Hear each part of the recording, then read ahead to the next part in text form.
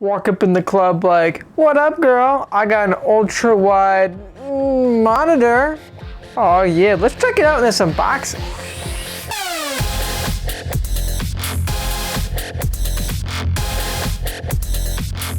So first off, the white balance might be messed up. It's a rainy day outside, and I put up a lamp to add more light, but it totally screwed up my white balance, and it didn't really even make the light that much better. But we got to move on. It's time to unbox this LG 25UM57. So if you're looking at that on Amazon, it's pretty much like the cheapest ultra-wide monitor I could find, and it's really not too bad on specs either, to be honest. So let's check this thing out. So first off, this is something I noticed. It's an official partner of NCAA, so I mean that's really important, you know. So anyways, I guess that has four screen split screen. That's a really nice thing of you know, ultra wides, because there's so much real estate on there that you can have multiple windows open at the same time, which is awesome. Minimize input lag, which is nice, I guess. I don't really know what the input lag is on this, but apparently I really don't think it's too high. I think it's like 4 or 5 or 6 or something like that, which really isn't too bad at all. Ultra wide 21:9 aspect ratio. Of course, normal monitors, I guess these days, are 16:9, so it's basically just wider in the same height, I guess, you know. Game mode, Mac compatible, IPS display. That's actually really awesome, because I got this thing for I think like 180 bucks on Amazon, and an IPS display and an ultra wide, and the resolution is like 2560 by 1080 or something like that. It's basically a 1080p screen that's widened basically. But an IPS display on a monitor that cheap is actually really damn good. Beyond that, I don't know, something cool about this box is there's a traveling handle, which is awesome, kind of like that. And I don't know, let's just crack this thing open and see what's all up in it. By the way, as I am carefully cutting this thing open, since it's kind of a weird design box, I did not get this free from LG, in case you guys are wondering.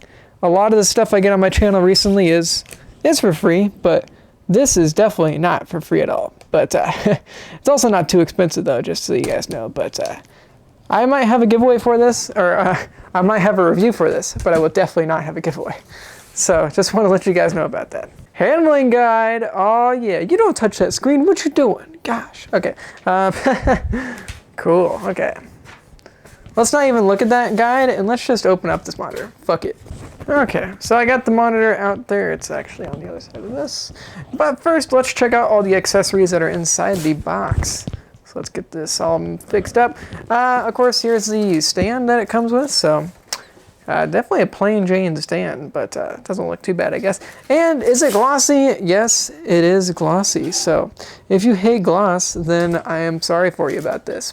Actually, gloss does kind of blow, but you just get glossy with a lot of screens these days, or a lot of, like, you know, at least stands.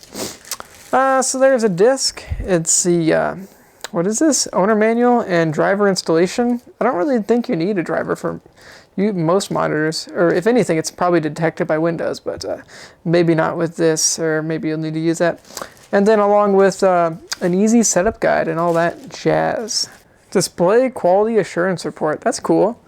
So maybe they actually did all the color temperature testing themselves and everything. That'd be pretty awesome if they did. Okay, sounds like they did to me, I guess. So that's cool. I'm sure it's probably not up to the quality of like some other, you know, higher cost LG displays, but that's cool that they apparently did that. So damn cool. So we do get an HDMI cord with this too as well, which is pretty awesome. Looks like it's probably 6-ish feet.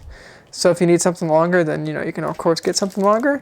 But that's pretty cool. Here is the power adapter, which pretty long brick. The power adapter is like directly on the brick itself, so that kind of sucks. You might block off some other outlets, but it is a 3-prong, by the way, in case you guys are wondering. But it does block up a little bit. It looks like it's not super wide. It's more long than it is wide, but I bet that thing probably still blocks some stuff. Yep, this is probably the thing that goes between the bottom of the stand and the monitor, I'm guessing.